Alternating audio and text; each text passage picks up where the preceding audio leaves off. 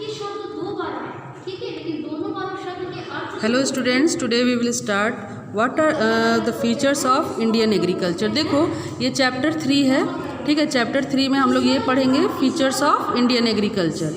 तो इसमें आप लोग जो है क्वेश्चन लिख सकते हैं व्हाट आर, है ना, what are the features of Indian agriculture.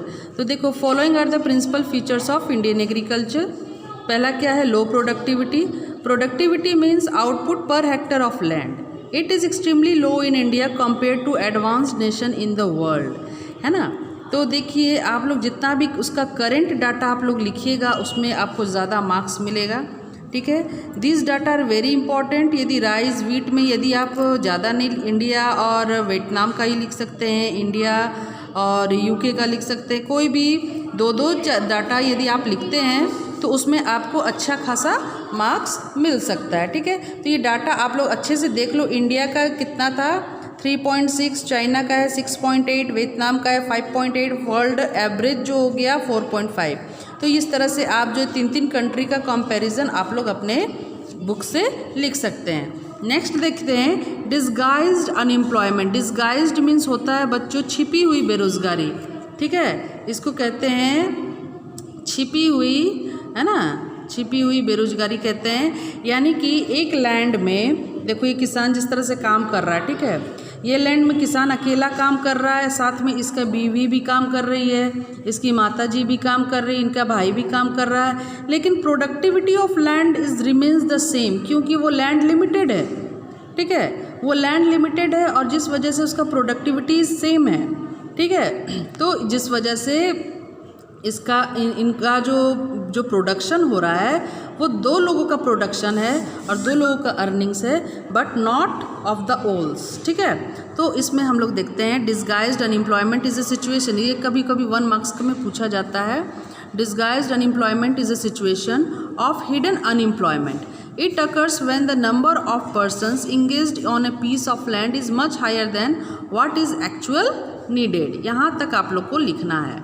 इसका ये बेस्ट एग्जाम्पल है, ठीक है। तो आप लोग इसको लिख सकते हैं। तो देखो अब दूसरा देखो, थर्ड में देखिएगा डिपेंडेंस ऑन रेनफॉल, ठीक है। अब भारत का किसान जो है ज़्यादा पे ज़्यादा किस पे डिपेंड रहता है, रेनफॉल पे। वो तो आप लोग शुरू से जान रहे हो, ठीक है।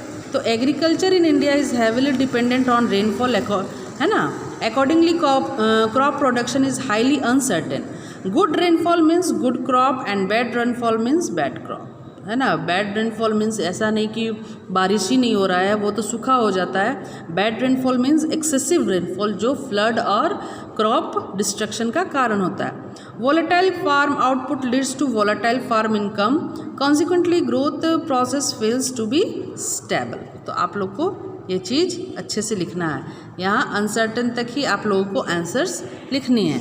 देखिए सबसिस्टेंस फार्मिंग हम पहले भी बताएं, वो फार्मिंग जिसमें फार्मर अपना डेली नीड्स, डेली रिक्वायरमेंट्स को जो पूरा करता है उसे ही हम लोग जो है सबसिस्टेंस फार्मिंग कहते हैं।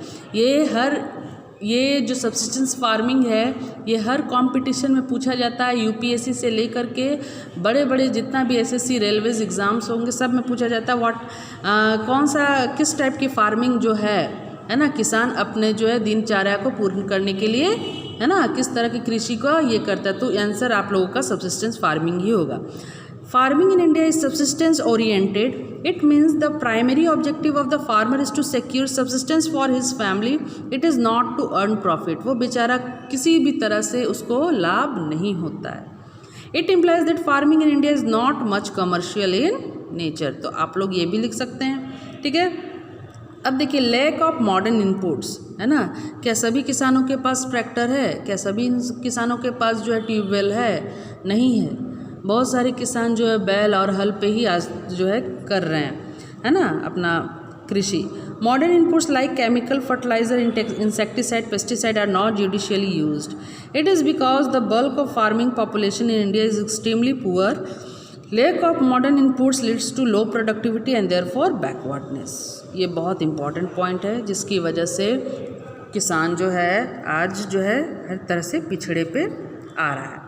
नेक्स्ट देखते हैं स्मॉल होल्डिंग्स, यानी एक किसान के यदि 4 बेटे हैं तो वो खेत को क्या करता है, 4 हिस्सों में बांट लेता है, फिर उसमें प्रोडक्शन करता है। ठीक है। स्मॉल होल्डिंग्स और small size of farmers land under cultivation is a characteristic feature of the Indian agriculture. Small holdings are a hindrance in the process of growth in 2 ways.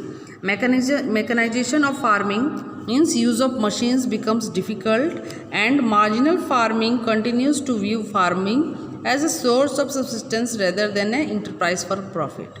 वो सिर्फ स्मॉल होल्डिंग्स जो है, जहाँ पे holding हो रहा है, यदि ये खेत है, यदि इसका होल्डिंग हो रहा है, ठीक है ना, तो वो क्या हो रहा है, ये जो बॉर्डर बनने में आधा खेत यूज़ हो जाता है, इसको करने पे आधा यूज़ हो जाता है ना, और जिस वजह से ना प्रॉफिट हो पाता है, ना अर्निंग हो पाता है, ना अच्छा से फार्मिंग ही हो पाता है। ठीक है। तो बच्चों आप लोग ये सब कुछ अच्छे से लिख लोगे।